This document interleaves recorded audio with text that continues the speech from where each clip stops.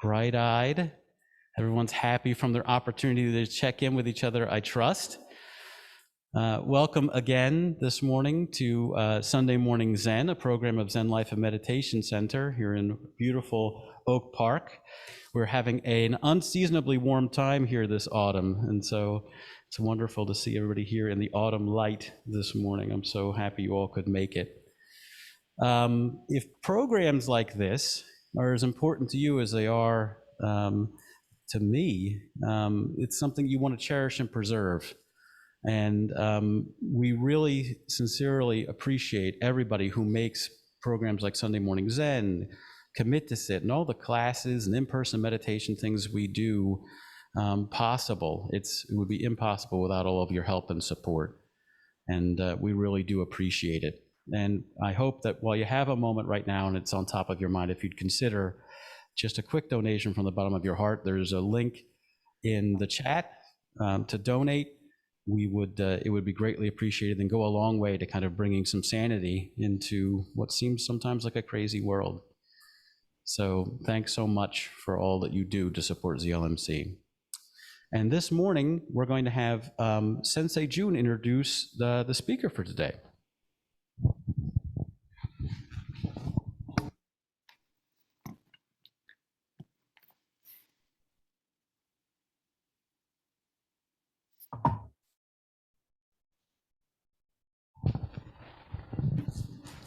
Good morning, everyone. And good morning, Reverend Duncan. Nice to see you here.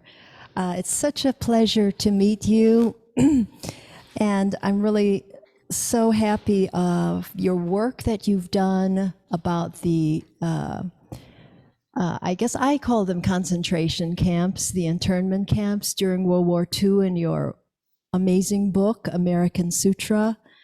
A story of faith and freedom in the Second World War. So just a little bit about Duncan. He was ordained as a Soto Zen Buddhist priest at Kotakuji Temple in Nagano. In '93, he served as a Buddhist chaplain at Harvard University, where he received his PhD in 2000, and currently he's professor and the chair of the USC School of Religion and director of the USC Shinso Ito Center for Japanese Religions and Cultures in Los Angeles. I was really moved by the May We Gather, a national Buddhist memorial ceremony for Asian American ancestors. It was held on the 49th day of the Atlanta shootings, and its purpose was to heal the wounds of intergenerational trauma and cross-cultural hatred, and to appease the spirits of, quote, all beings who have lost their lives from racial or religious animus. And it was amazing to see over 40 clerics from all of these Buddhist denominations, Asian, Chinese, Khmer, Korean, Japanese, Sri Lankan, Taiwanese, Tibetan, Thai, and Vietnamese. So this, of course, the book was very close to my heart because 15 of my family members were incarcerated at Heart Mountain on my father's side.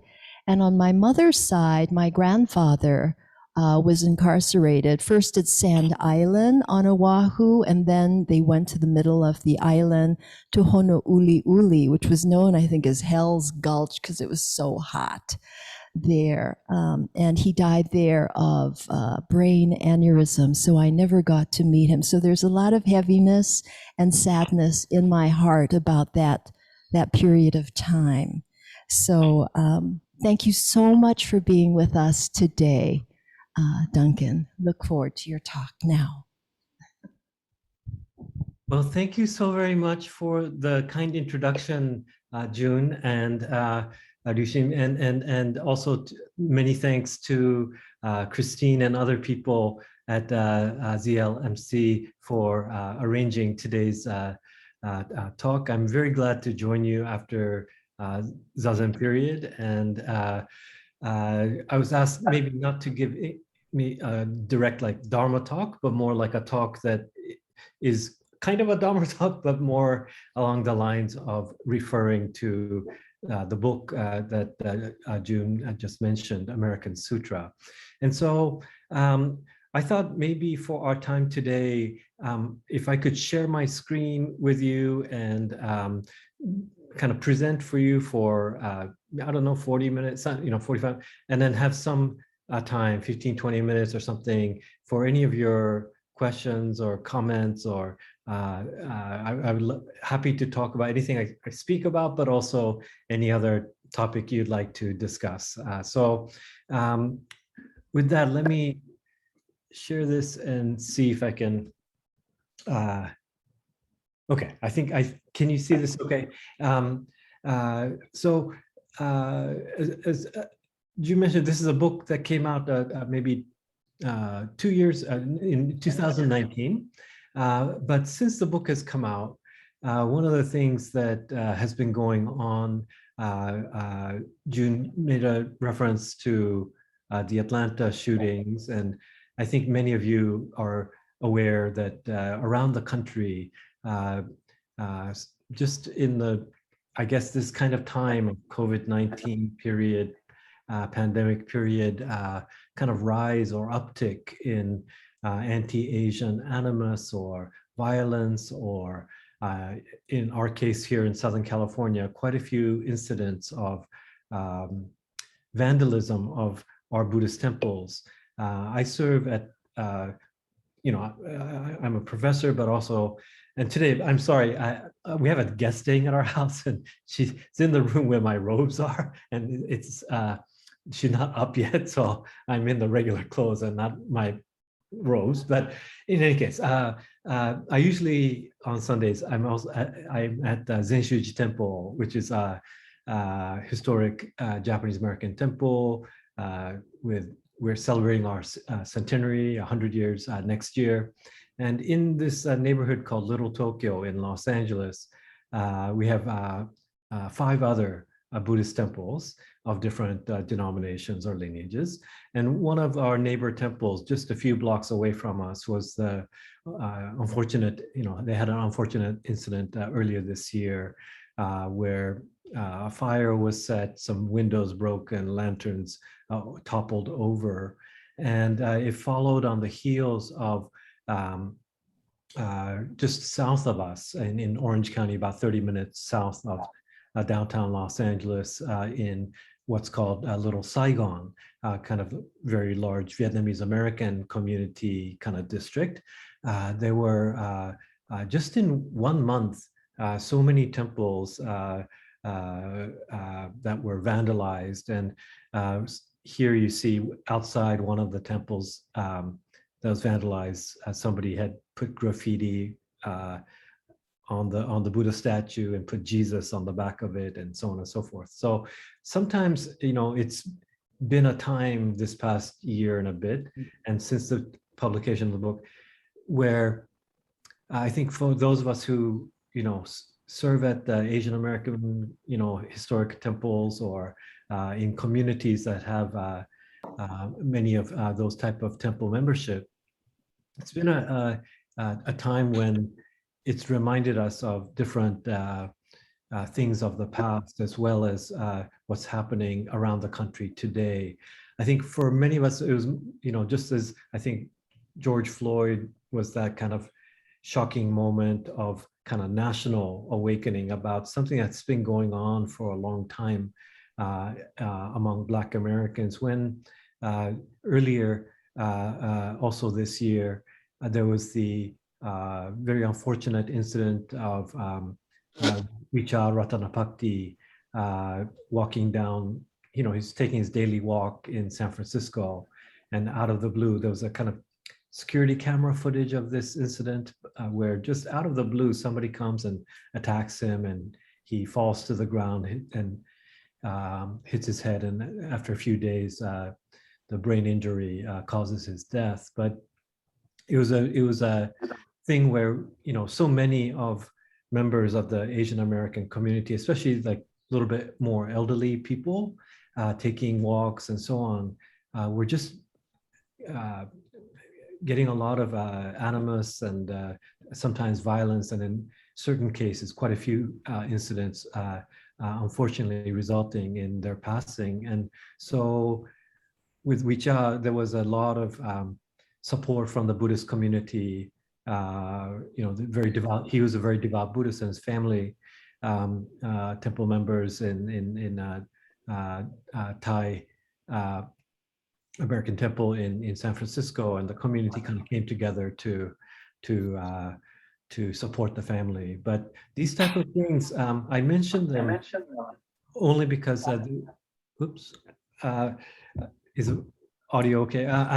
Only because I want to now then move to words, placing the story of what I write in American Sutra, which was about the World War II incarceration of over 120,000 persons of Japanese ancestry in what June called concentration camps, as well as internment camps and other kinds of confinement sites. But in order to talk about that book and the story, I wanted to start in the present, but then actually move backwards in time to think through the question of what it means to be Buddhist in America. And to do that, I wanted to show you a couple of different kind of maps to kind of understand the terrain of what we're talking about. So when I first arrived, I grew up in Japan, and my mom is Japanese, my dad is British. And I came for the first time to the United States when I was 17 to attend college. It's a small liberal arts school in Portland, Oregon called Reed College. And I landed in Portland International Airport, and fairly soon I became, accustomed to being a new, now I've been in the United States for 33 years since that time. But at that time, I didn't know that much about the United States, neither parent being American and so on. And it's my first experience. And in Portland, I think there was a kind of history of the country where, there's Pioneer Square courtyard, like in the center of the city, talk about pioneers, and the NBA basketball team was called the Portland Trailblazers, and our kind of rival college across the river, Lewis and Clark College, so there's a lot of like talk about kind of pioneers and trailblazing, and this idea of the making of America as this westward kind of narrative or arc, where I guess England, becomes New England, and York becomes New York, and then pioneers kind of traverse and bring civilization all the way to the Pacific coast. So that's the kind of story I first encountered about what is America. And in this map, you can see this kind of how that version of what is America comes to be. And before teaching my current position at University of Southern California, I used to be on the faculty at UC Berkeley. And I found out that Berkeley, the University of California campus, the first campus of the 10 campus system, was named after a British philosopher and poet and Anglican bishop, George Berkeley. And it was because when the founders of the university were standing on what's called the Founders Rock and looking up beyond the Pacific, what would now be where the Golden Gate Bridge is. There's no bridge there, but it was called the Golden Gate. They're looking across the Pacific, and one of them recalled this poem called America by George Berkeley. And one of the stanzas is this one: "Westward the course of empire takes its way. The first 4 acts already past, the fifth shall close the drama with the day. Time's noblest offspring is the last." And so there's this idea of a new world, kind of leaving behind of an old world, a kind of mission to transmit in this new kind of land and empire, a civilization and a religion that would move ever westward. And That's why those people kind of recalled this poem and named the university as well as the town, Berkeley, California. And it's a story about what some people would call manifest destiny, this idea that America has been kind of ordained by God to bring Christianity and civilization to a land purportedly without civilization, and which is of course not true, but there's many native indigenous civilizations and cultures that existed prior to this movement of people and ideas. But I mentioned this as one kind of vision of what is America. And I wanted to contrast it with, and now I'm finally moving to the subject of my book about World War II, but what a Zen Buddhist priest of that period, a poem that he wrote about his experience of being forcibly removed and put into a temporary camp called Santa Anita Assembly Center, while the large camps were being built. June mentioned many of her family members were in a camp called Heart Mountain. It's a camp that was one of the large war duration camps in Wyoming. And so in this poem, which is called Leaving Santa Anita, Reverend Nyogen Senzaki, who had a Zen temple in Los Angeles prior to the war that was multi-ethnic. They had, both Japanese nationals and Japanese Americans, but also some white and Latinx members in that Sangha in 1941 and before that. And so he's writing from his horse stable. Santa Anita, even today, is a horse racing track out in East LA.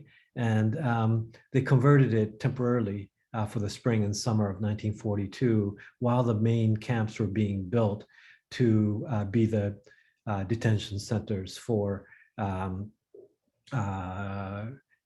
all persons of Japanese ancestry on the West Coast. And this is his poem. He writes, "This morning, the winding train like a big black snake takes us as far as Wyoming. The current of Buddhist thought always runs eastward. This policy may support the tendency of the teaching. Who knows?" So it's a poem where he's making reference to what in Japanese is called Bukkyo Tozen. It means Bukkyo means Buddhism, To Higashi means to eastward, and Zen means to advance. And so in Japan, back in the 8th century, when Buddhism was starting to come in from Korea and China, of course, Buddhism begins in India. But as the Buddhist tradition was moving eastward and finally came to the easternmost islands off the coast of the mainland Asia, many people made reference to a prophecy that Shakyamuni Buddha apparently made just prior to his passing. The Buddha said, I may soon be no longer with you physically. I'm going to die. No one can escape that. But although I may not physically be with you, my teachings, the Dharma, will continue to be with you. And he also prophesied that the Dharma would move eastward. And then as it moves east, then into what he called the 10 directions, or meaning like everywhere. And so back in the 8th century, Japanese people would refer to that kind of idea or the prophecy of the Buddha. But here in this poem, written in 1942 in California, Reverend Nyogen says, like, this Zen priest is saying, this policy, meaning the US Army policy of forcibly removing people from their homes and putting them into these camps, may support the tendency of the teaching. In other words, that it will move eastward because he's moving from California east to Wyoming. So on the one hand, it's like a very optimistic, what do we call it, like take on life and what, you know, he's going to go and spread Buddhism eastward or something like that, just as he originally crossed the Pacific.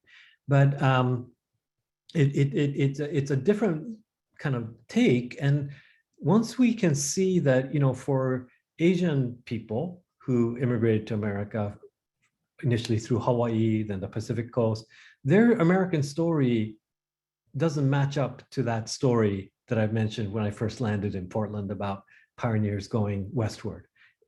Asian American people's histories, the pioneers are always going eastward.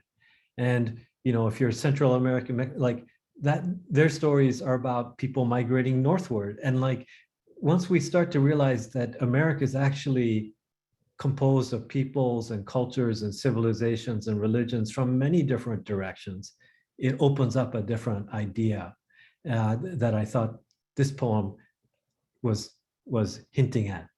And so let me go to a last map to help orient ourselves.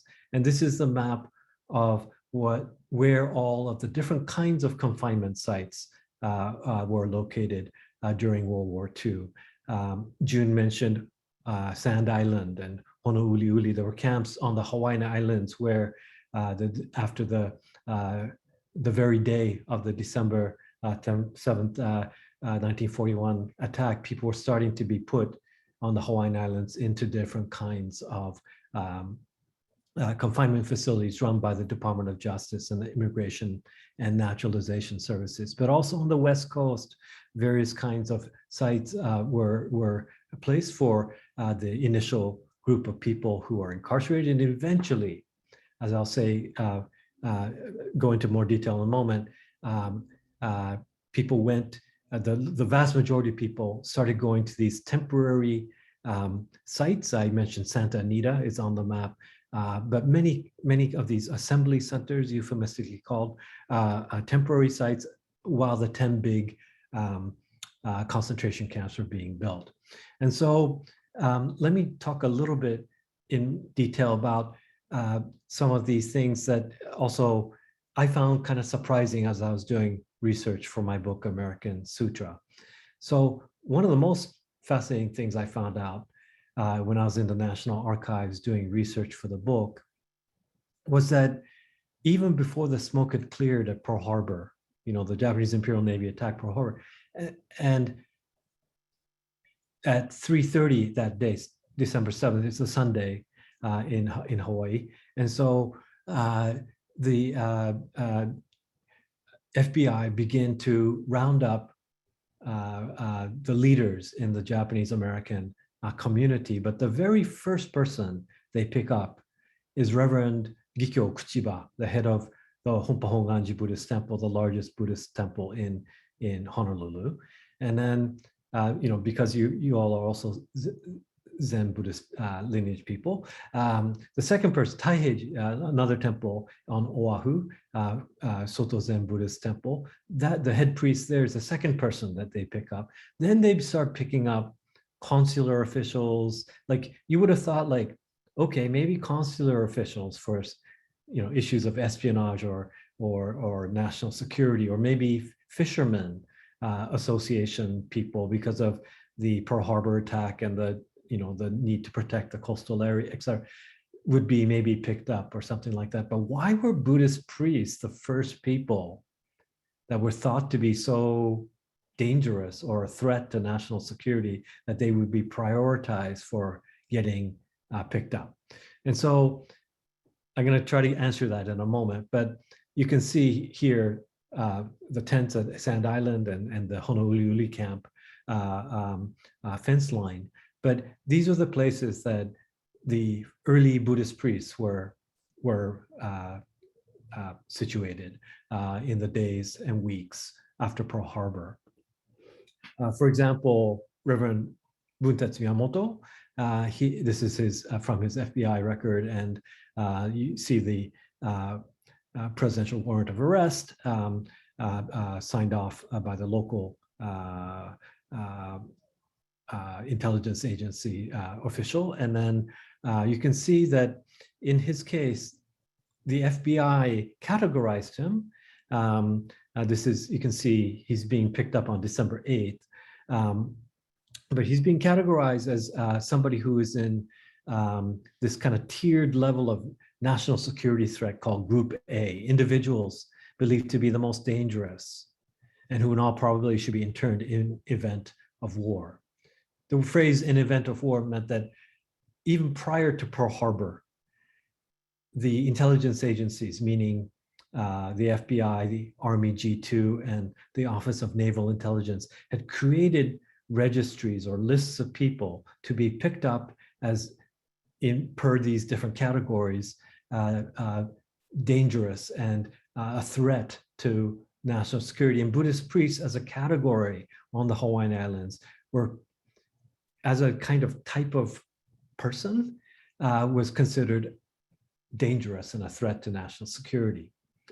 And this is unlike, let's say, Japanese who had become converted to Christianity and who were serving as Christian ministers. They weren't treated as a kind of group, as a threat in the same way. And so where does this come from? And so this is where I want to take one more step back and think about, talk in recent times about the China virus and the kind of attacks on Chinese Americans and so forth, Asian Americans in general. Where does that come from?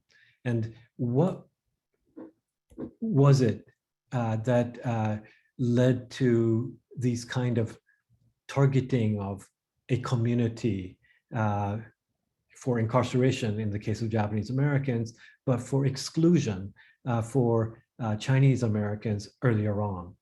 I think, as you know, the first large Buddhist community in the United States were the Chinese, who preceded the Japanese by quite a few decades, and who had come not only to the Hawaiian Islands prior to the Japanese, but also to California, and worked on the railroads, worked in the mines, and so forth.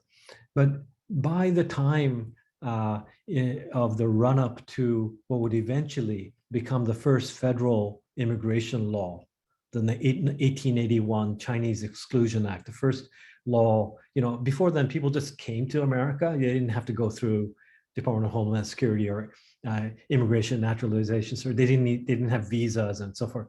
But that was the first law that said we're going to set up a system of border control, and we're going to not permit certain people to enter the United States.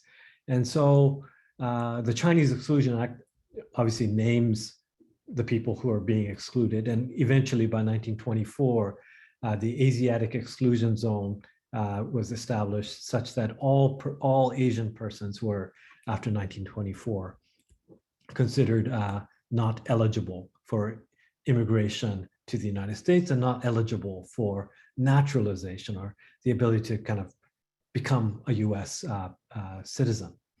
But in the rhetoric and run-up to that exclusion, this community, which was the largest Buddhist community in the 19th century, were often referred to as it was a kind of slur word with the heathen Chinese, a kind of Chinese, like a group of racially unassimilable people, and heathen, meaning non-Christian and uncivilized persons that should be excluded from America. And you can see in this pamphlet this fear of some kind of heathen Chinese despotism being established in San Francisco, or the need to build, this is a Harper's Weekly popular magazine of that era, kind of illustration that talks about symbolically building a Chinese wall around the United States of America, putting some kind of symbolic wall on the Pacific to kind of keep this group of people out of America. And one of the only few people who spoke up for the Chinese was Frederick Douglass at that time. I think many of you may know of him as one of the great orators of the time, but also, a former enslaved person who became a great advocate for abolition of slavery and emancipation. And he talks about, in his famous speech he made in Boston called the Composite Nation speech, a very forceful case for why the Chinese should be allowed to come and how America is actually composed of people of different types of backgrounds and cultures and religions and so forth. And so that was a kind of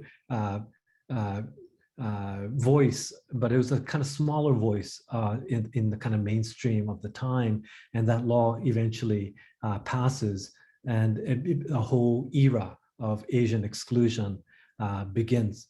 And I'm going to skip that one for a moment. But that was how it was interlinked, meaning you can see, like on the image on the right from that kind of 19th century period, of what they called the yellow peril, this kind of fear of kind of hordes of people kind of like migrating and invading from Asia, a kind of idea of a land that is bright, kind of illuminated by the Christian cross, being somehow invaded or threatened by these looming black clouds with the Buddha in it.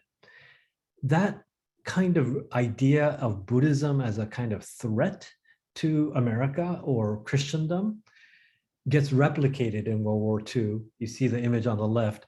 It's, you know, a samurai figure, Japanese figure, riding on a military tank with a Buddha in front. It's a very famous statue of the Kamakura Buddha in front. But that idea of like race and religion and kind of not only identity threat, but military threat to America, that kind of connection that people made in the popular media of the time and what politicians would say and so forth, very few people could kind of speak up against that. And so it was that by the time February 1942 came around, once the leaders had been arrested, what some of us would call mass incarceration, or this kind of forced removal of people from their homes on the Pacific coast, Oregon and Washington and California, what was called the Western Defense Command Zone. This was one where it was not about Buddhist priests being some kind of threat. In my research, I found out that temples had been under surveillance for many years prior to World War II, and these registries have been made for arrests in case of war with Japan and so forth. But in 42, the President Roosevelt issues an executive order, 9066, that gives the US Army permission to remove any person deemed a threat to national security from the Western Defense Command Zone, which basically was all of the West Coast of the United States and Alaska as part of that. And the US Army made a decision that it was kind of where race trumps religion, but they were insistent that it could be an infirmed grandmother or a 5-year-old kid. And being myself of mixed Japanese heritage, I wondered about how about mixed race people? Or at that time, California had something called the anti-miscegenation law, which it's a law that didn't get repealed until after World War II, that didn't allow people of different races to marry. And so I would have been illegal at that time, or people, my parents would have been illegal at that time. But so because of that, there was a lot of kids who were put up for adoption, and these orphanages had a lot of these mixed race Japanese, kids with one Japanese parent, and I wondered what happened to them. And the chief architect of implementing Executive Order 906 is Colonel Carl Bendiston. He went to one of these orphanages, was asked by the director, what about these 3-year-olds and 5-year-olds, these kids of mixed Japanese heritage? And he said his answer as to whether the executive order applied to them was, if they have a single drop of Japanese blood in them, I want them in camp. And so it was that it didn't matter if you were a little kid or infirm person, elderly person. if you had a drop of Japanese blood in you, you were mass arrested in the spring of 1942 from the Pacific coast. And 2/3 of those who were picked up in this incarceration phase were US citizens.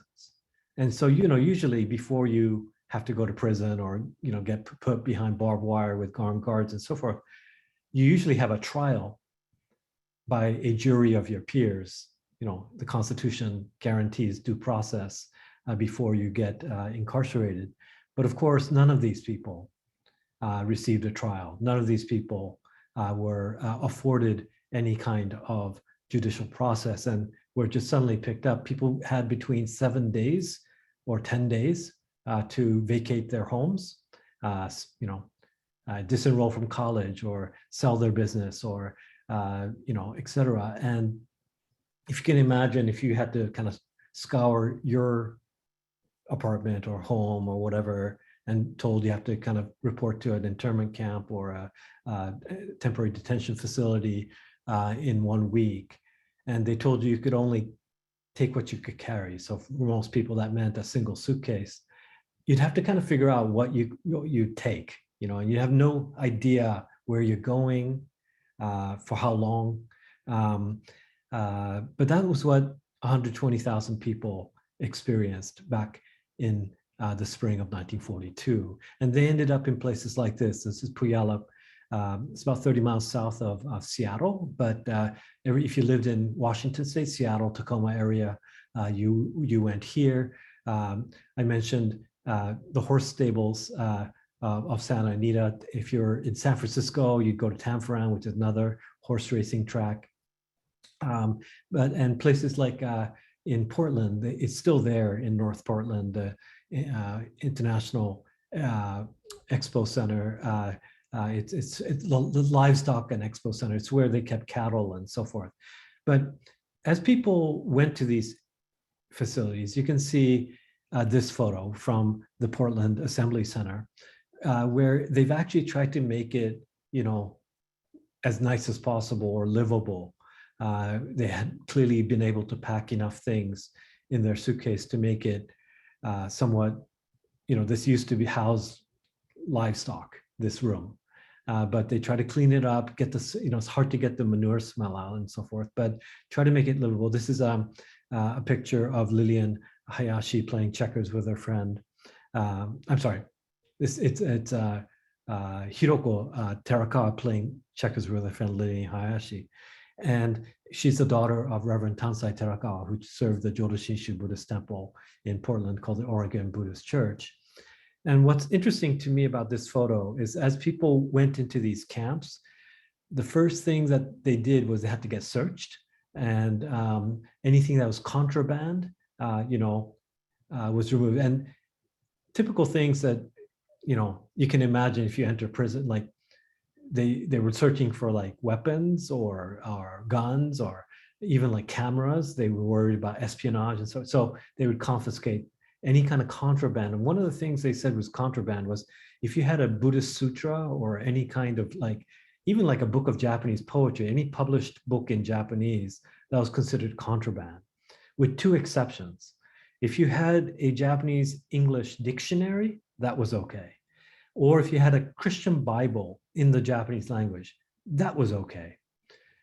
So the message that most people had about what was acceptable and what was contraband or unacceptable was, I sometimes call it Anglo-Protestant normativity, but like this idea that what's normal is Anglo both in the sense of whiteness, but also in the sense of like English only and being Protestant.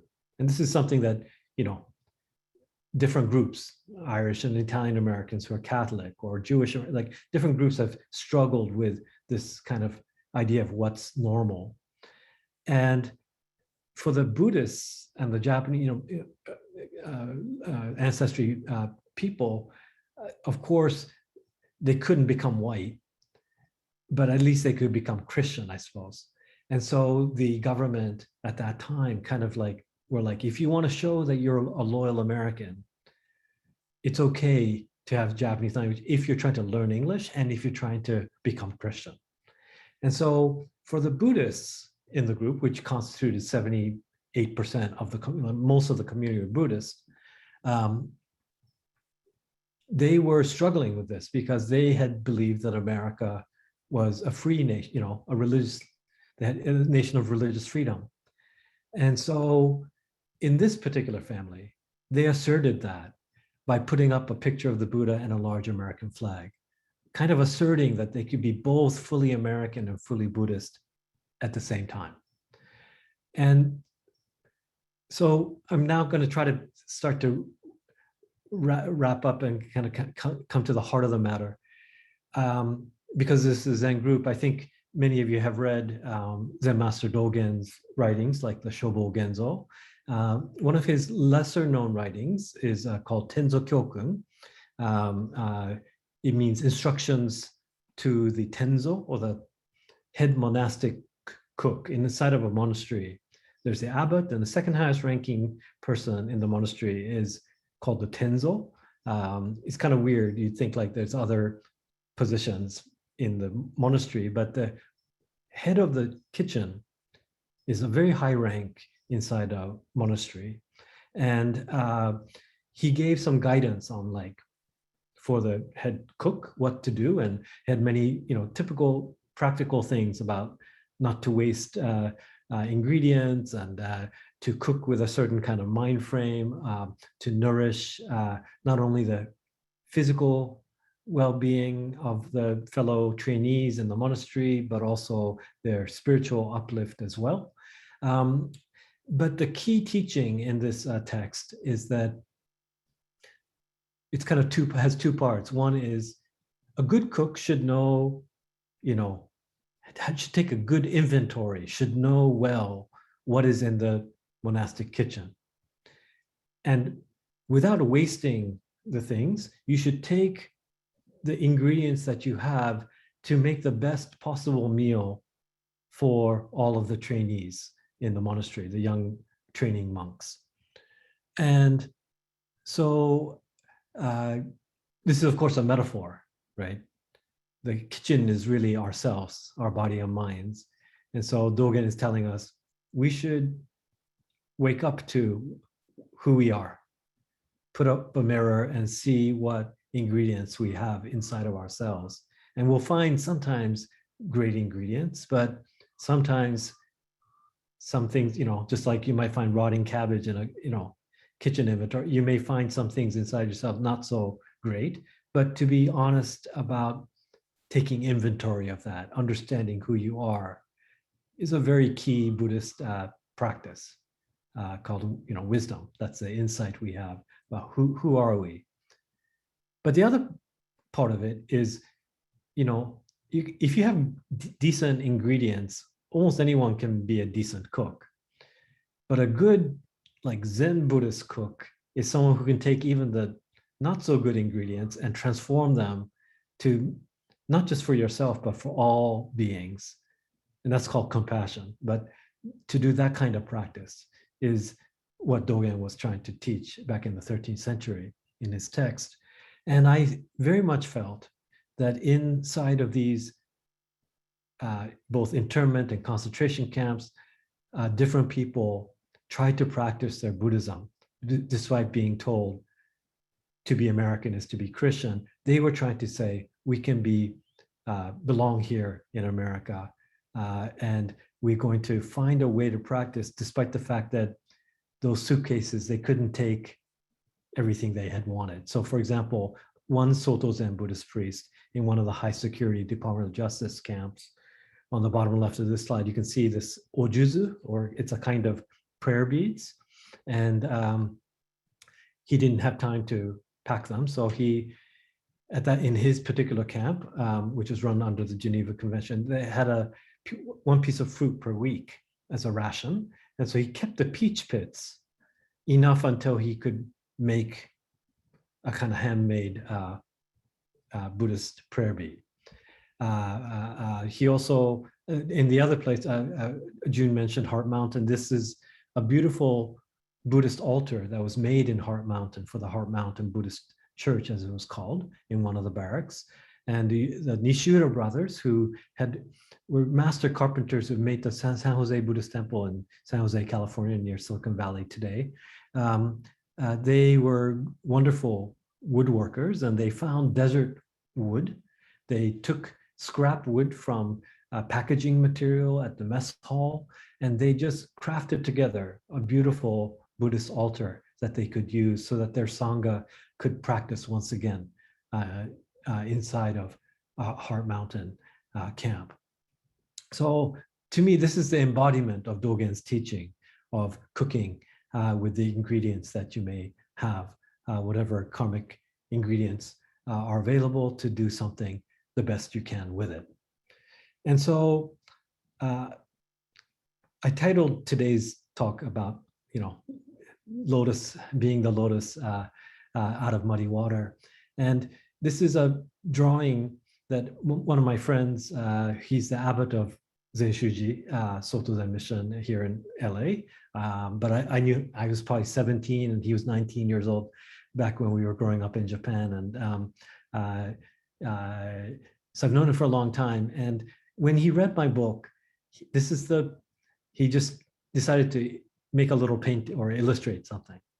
And so he nicely put American Sutra, and then you can see there's a white lotus flower growing out of kind of a pond. This is a classic metaphor in Mahayana Buddhist teachings that out of the muddy waters, a beautiful lotus flower can rise up and blossom. And it's got to do with this metaphor of the muddy waters being our world, the Saha world, or the world of delusions and greed and the three poisons and the kind of world of difficulty and suffering. And sometimes our Buddhist practice allows us to kind of rise up above it and blossom. And usually the lotus flower, if you look at,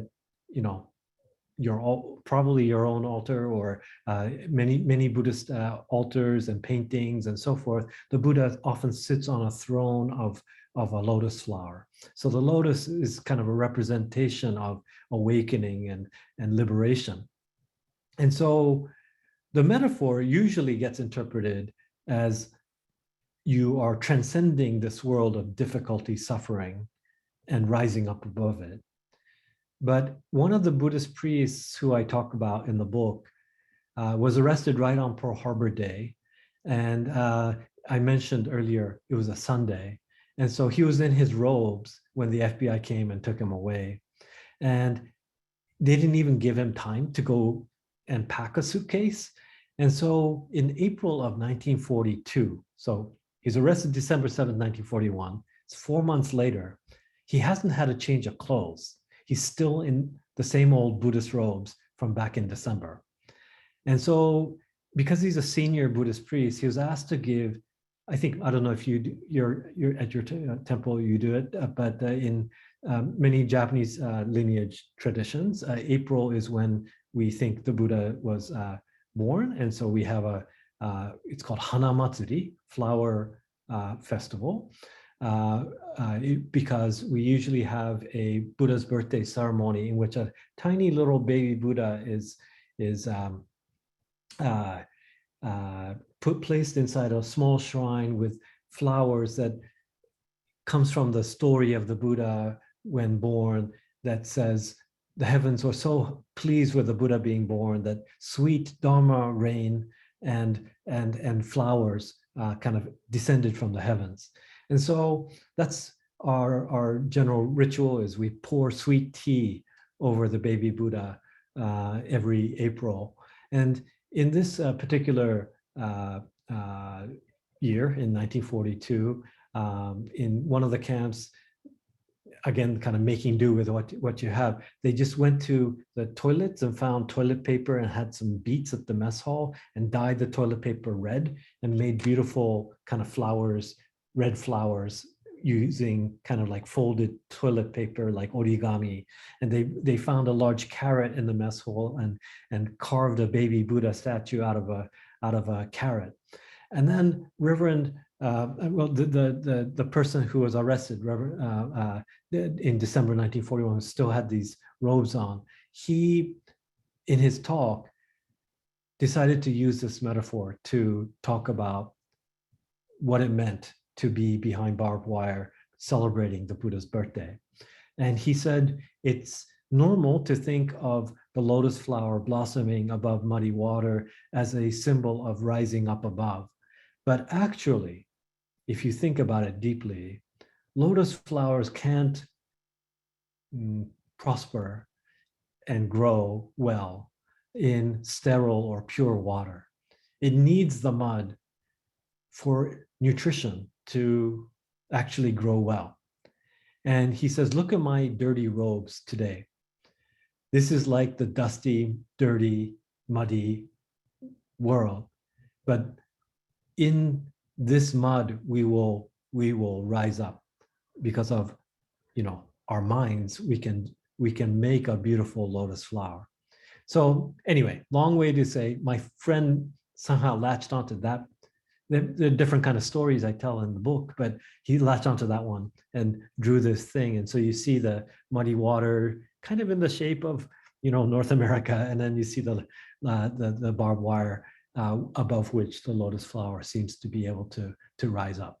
And so that's the kind of story of my book in a nutshell, is I try to tell the story of a people who, despite being told they don't belong, despite all the messages they're getting from their own government and the media and society at large, try to find a way to say we can be both Buddhist and American, and that we can find, even when our freedoms have been taken away, a way to rise up, a way to find some form of liberation in the midst of incarceration. I have many other things I can talk about, but actually I'm gonna, for the sake of time, stop there and at least have, 10, 15 minutes or something of any of your questions. And I'm very glad to answer questions or receive your comments. So thank you so much.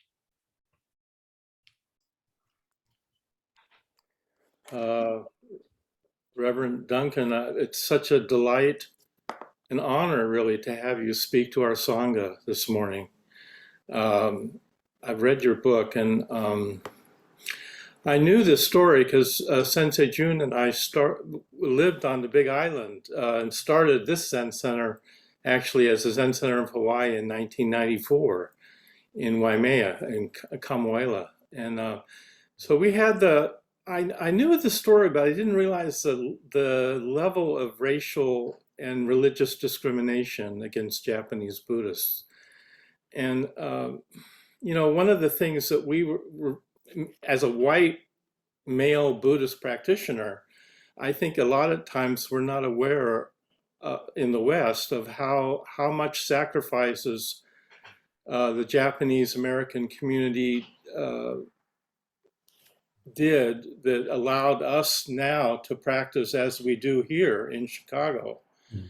And, we were very fortunate being in Hawaii to be able to practice with Japanese American Buddhists, the Soto temples, Daifukuji, the Honganji temples. And those temples in Hawaii were all built by Japanese American citizens, and they were poor. They basically worked as sugarcane in the sugar canes, and they didn't have a lot of money, but they gathered all their money together to build these beautiful temples.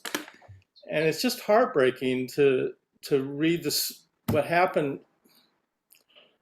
how the Japanese Americans were treated and targeted way before the war. According to your book, the FBI was making lists like 10 years before the war even began. So I find your book so well researched, and it's just heartbreaking to read, but also uplifting to see what the Japanese did with the ingredients that they had to work with, and the kind of lovely lotus that we now have.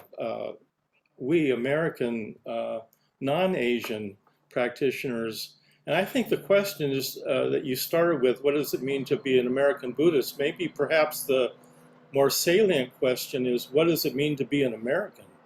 Right. What does it mean? Because it seems to be so much, we seem to not know who we are anymore these days. It's so much dissension and turmoil. And so I'm just so grateful for your beautiful, the book that you brought in to the world for all of us to appreciate, and for your beautiful talk this morning. Thank you so much.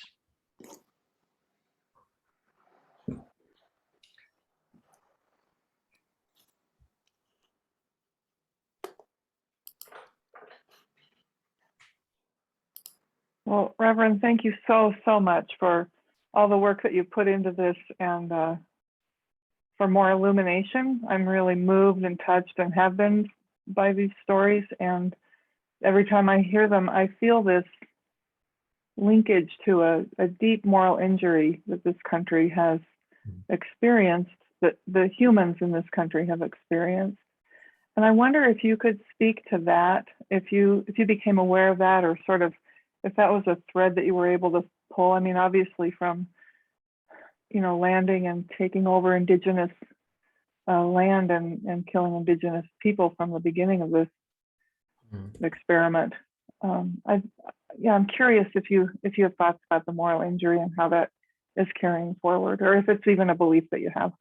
Thank you. Thank you very much. So I'm involved with a group right now. I co-founded a kind of study group called Black and Japanese American Reparations Book Club and Study Group, and so forth. And in doing that type of study about what does it mean to repair, or because I'm Buddhist, I tend to think about suffering and its alleviation, or, as you were saying, kind of injury and let's say it's healing. The Buddha gives many kinds of medicine to heal wounds and hurts and injury. And so I often think about Reverend, I mentioned the San Jose Buddhist Temple, and Reverend Tokunaga Koshiro. He was arrested right after Pearl Harbor, and had to go to a bunch of different Department of Justice camps. And along the way, he got very, very ill. And one of the train porters was African American, and he really helped him kind of recover during these long rides to initially Fort Missoula in Montana, and then transferred to all these other camps. And in addition to his physical health, apparently being able to talk to this porter about maybe just commiserating about what's happening to the Japanese community is not, dissimilar to what African American community had experienced in different ways around incarceration, or around family separation, or around kind of racial injustice more broadly, or race-based exclusion and second-class citizenship, et cetera. That he after the war became very involved in issues around civil liberties and civil rights, and also around the Japanese American effort for reparations, called the Civil Liberties Act of 1988. Ronald Reagan signs a bill. It's the only time the United States government has formally, in terms of a large-scale racial reparations issue, issued an apology and financial recompense. And so one of the things that he used to say, I think late 70s or early 80s, he would talk about the fact that karma is not just an individual matter of like, you're doing something here and there's a consequence. But he was like, there's a kind of karma of a collective, a karma, even he talked about, of a nation. And that we inherit that kind of karma of a nation. And so I've been thinking a lot about what is the racial karma of America. I just did an event yesterday with Larry Ward, who wrote a book recently about a similar kind of topic. But it occurs to me that you know, I'm a U.S. citizen since last year. I naturalized after 33 years, and voted in the election for the first time, et cetera. And I was like, as a new American or an immigrant who only recently became American, what is my moral responsibility? What do I inherit as the kind of racial karma of the nation from its earliest period to today? And it occurred to me, like,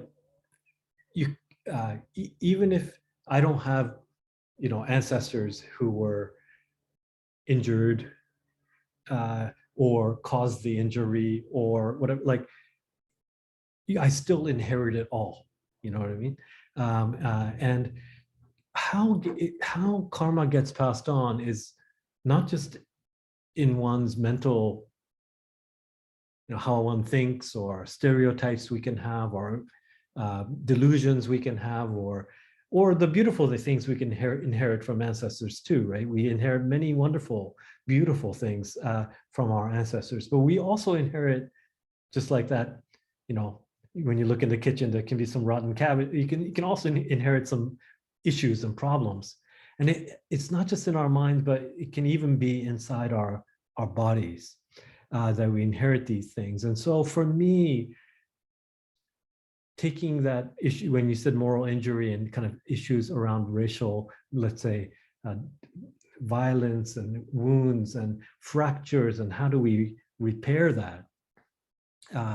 It occurs to me, this is something that we inherit anyway, whether we like to or not, number one, if we are residents of this nation, and that we may have to investigate it, just like,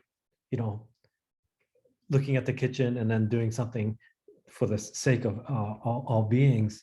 I think our lineage teaching is about how do we take stock of and know how these injuries come into our own bodies. And I always thought about these, Isabel Wilkerson wrote a book called Caste, and one of the striking stories she talks about are these, I think, 11, 12-year-old girls, white girls in the American South, witnessing at a picnic, these lynchings of Black Americans.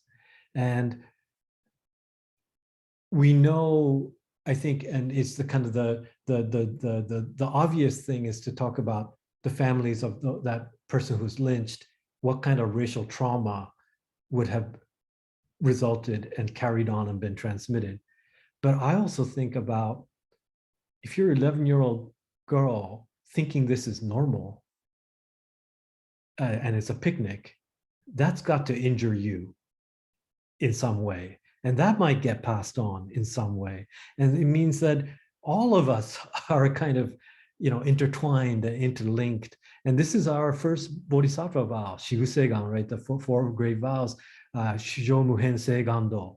All, beings are, numberless, and yet we vow to liberate all. It means that our destinies are intertwined and interlinked.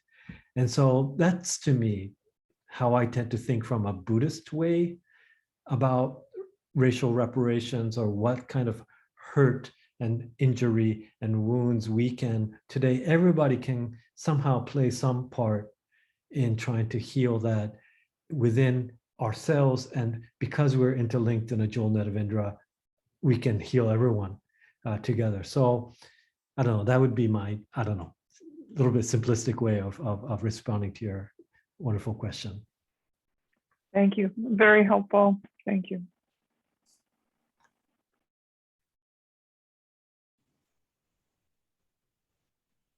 Thank you so much for starting the book club. I read several of the books and attended the discussions, and they've been very eye-opening and helpful.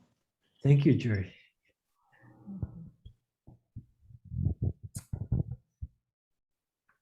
I just had a comment.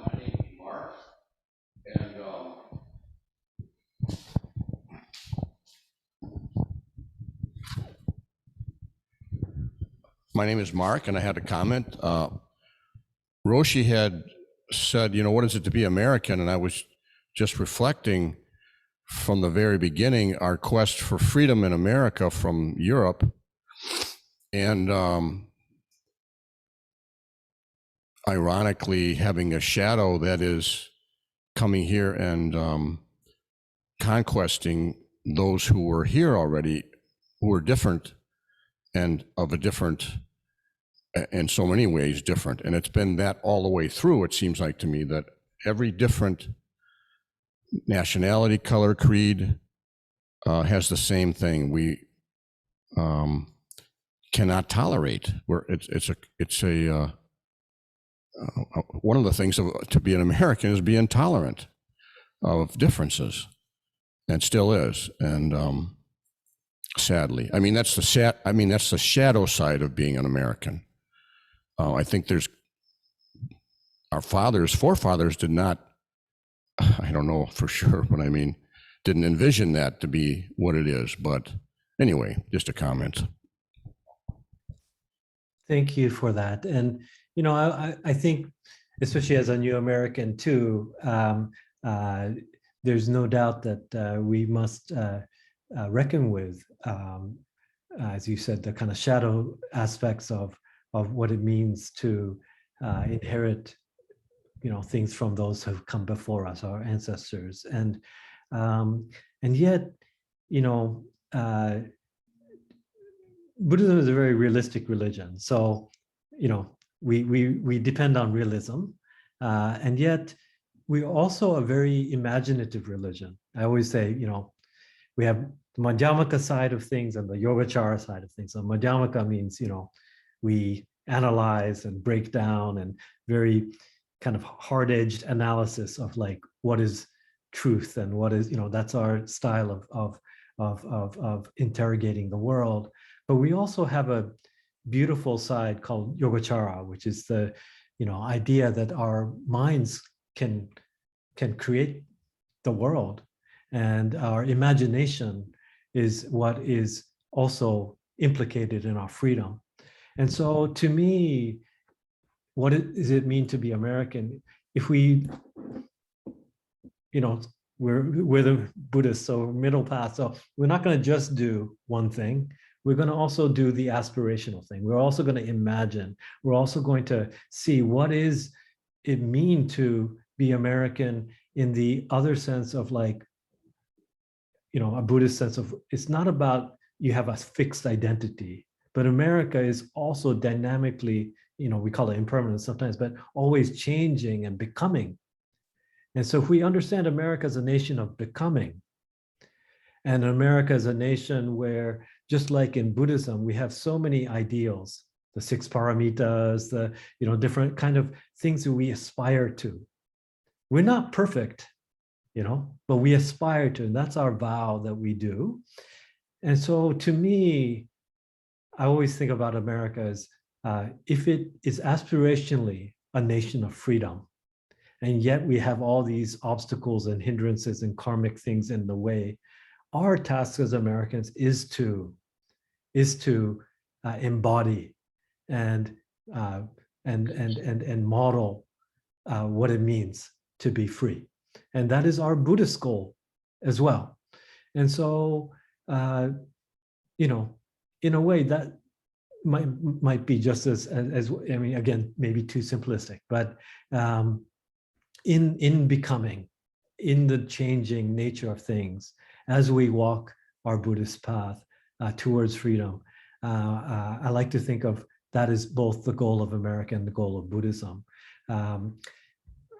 I sometimes give talks to young people, and recently, you know, there was a YBA, we call it YBA, the Young Buddhist Association, like junior high school student, you know, that kind of age, and they were like, you know, sometimes these are Japanese American kids, kind of being harassed by Korean American kids who are sometimes very evangelical Christian, and like, you know, kind of being pressured to go and you know, visit a church or go to Bible study or something like this. And they were like, can you like, we already have like, we're Buddhists, but we need to be able to explain really simply what is Buddhism. Can you give us some kind of like easy, like something a formula or that we can remember easily. And so I was like, just say wisdom times compassion equals freedom.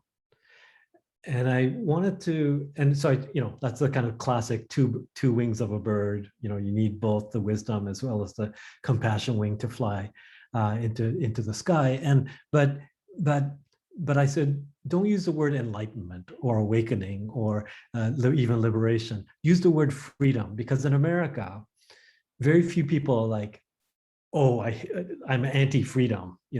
Like most people are pro-freedom.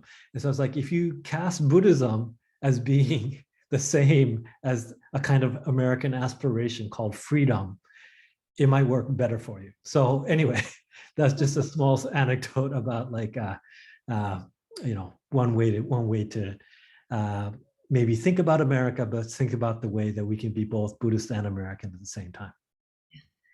Thank you so much, Reverend Duncan. We so enjoyed your talk today. It was very enlightening and freedom. All right. Yay. Aloha to you.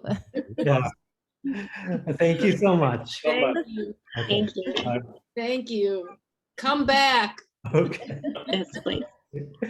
All right. Maybe in person one of these days. Yes. Yes, please visit Chicago. Yeah.